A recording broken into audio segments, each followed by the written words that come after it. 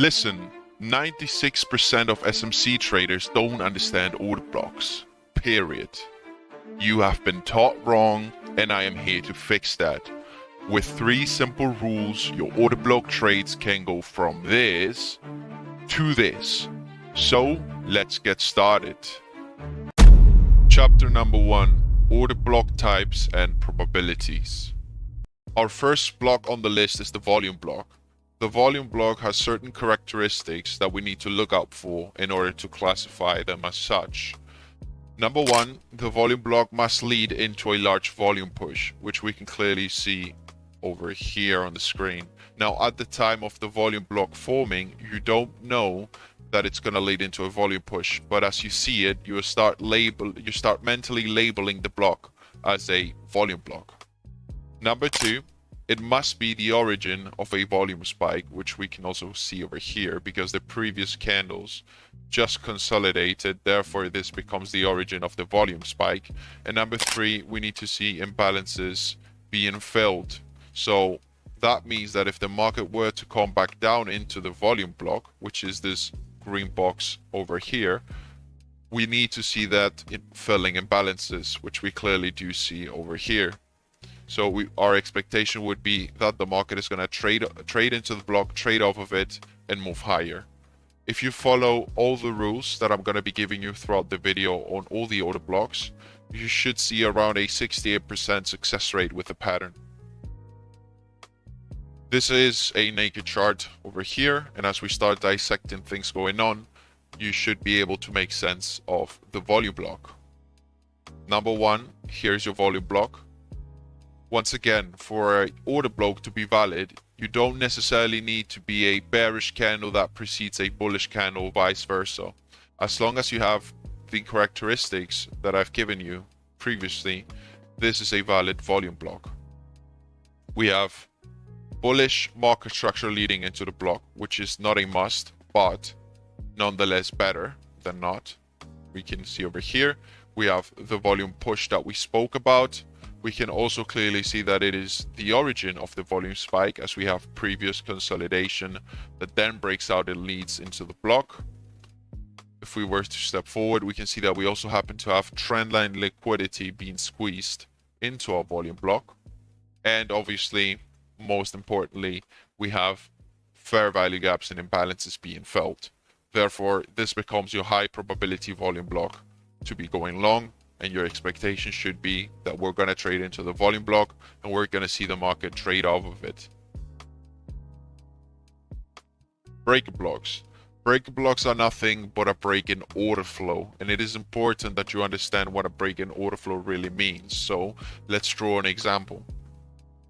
This right here is your typical bullish market structure that you could see in any market at any given time. Once you see this, your expectation should be that any demand zone that forms is going to hold and we're going to see the market trade higher.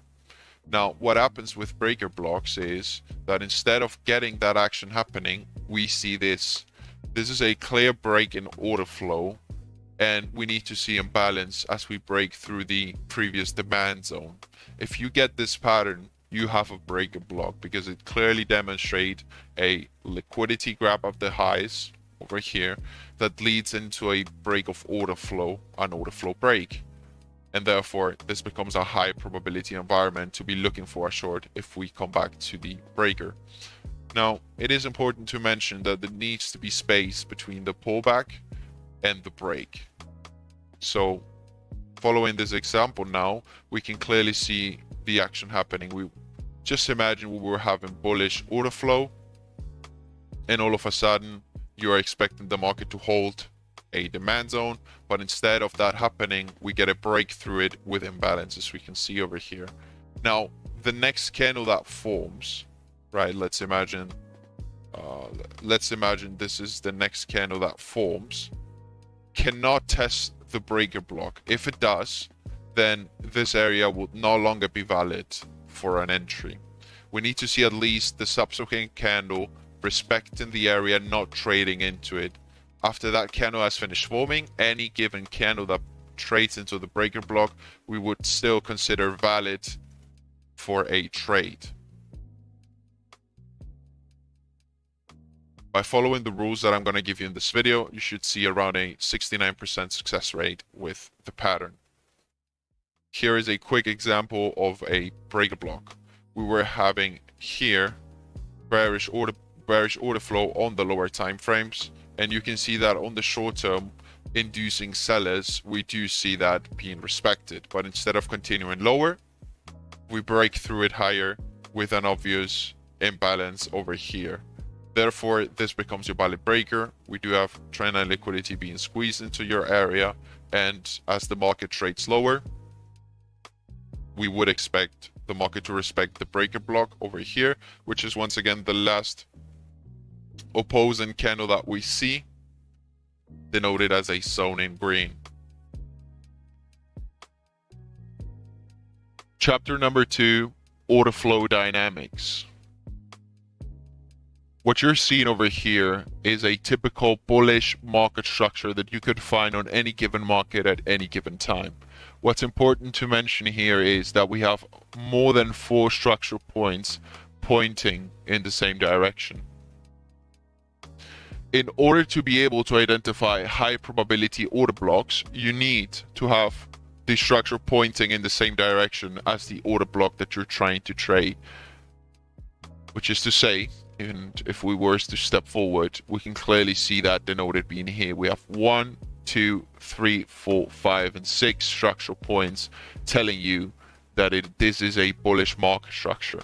Now, in order for this to be valid, you need to make sure that this is preceded by a liquidity grab over here. So let's say the market was previously coming down and it traded into a liquidity pool, as an example, a previous daily low right over here. As we tag that liquidity pool, we're trapping participants and we're seeing a market structure and order flow shift. That to you should signify that we're now ready for higher prices, and therefore the order blocks that form on the way become high probability regardless of the type of order block it is. As an example, here we have a breaker block and here we have an order flow block, which is something that we will be covering.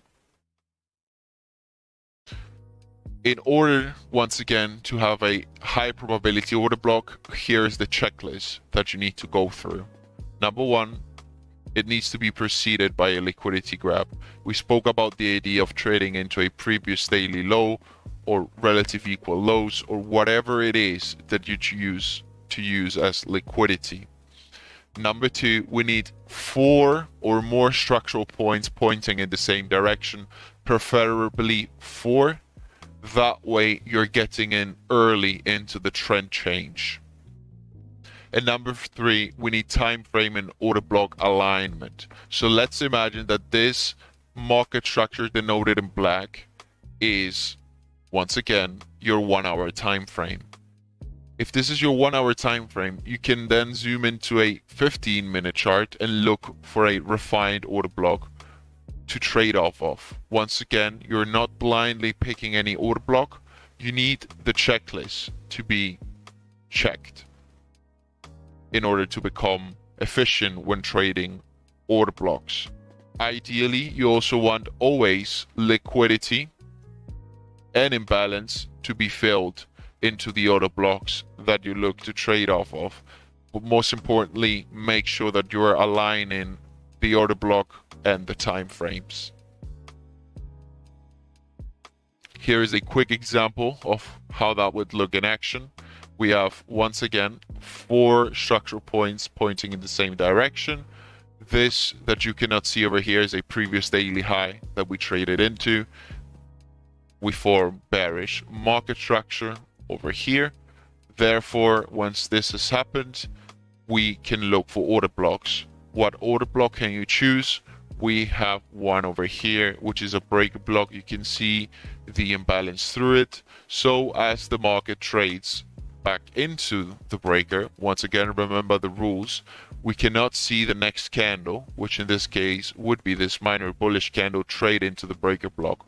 Once that candle has closed, any candle that trades into the breaker block is valid to trade. But most important of all, we need to see the next subsequent candle not trade into the breaker. So as the market eventually makes its way back into the breaker, you're then looking for a high probability short position here, expecting the market to push lower. Chapter number 3, manipulation and liquidity. Here is my little checklist that you can use to understand all the different liquidity types that are available in the market. I'm not going to go through them. You can pause the video here and write them down. Because in essence, all you need to do is stack the odds in your favor, just like poker players do. You need to make sure that you have strong evidence for the trade that you're taking. Make sure that you're aligning your time frames with the order block that you're trading. Make sure that the market structure is at least providing you with 4 different structure points that you're going to be using. Make sure that fair value gaps are being filled into your order block and that liquidity is being collected, and just make sure to understand traders' pain threshold. Just think about the market, think about traders that could have gotten trapped, and think about how you can profit from them. And that is how you will beat every other retail trader with smart money concepts, more specifically the understanding of order blocks.